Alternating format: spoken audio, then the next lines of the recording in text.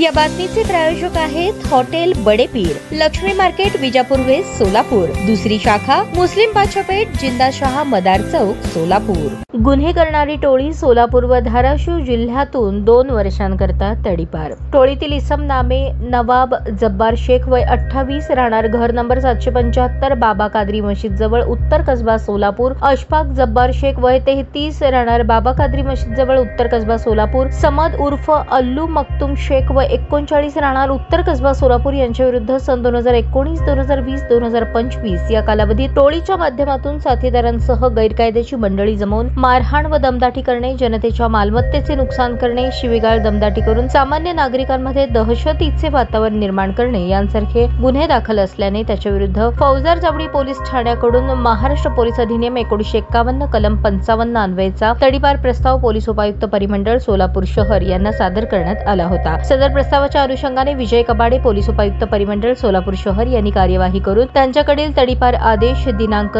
17 जुलै 2025 अन्वये टोळीतील इसम नामे नवाब जब्बार शेख वय 28, अशफाक जब्बार शेख वय 33 आणि समद उर्फ अल्लू मक्तुम शेख वय 39 यांना सोलापूर आणि धाराशिव जिल्हा येथून 2 वर्षांकरता तडीपार केले आहे। तडीपार केल्यानंतर त्यांना गुलबर्गा येथे सोडण्यात आले आहे। ताज्या बातम्या पाहण्यासाठी प्राईम महाराष्ट्र न्यूज चॅनलला सबस्क्राईब करा।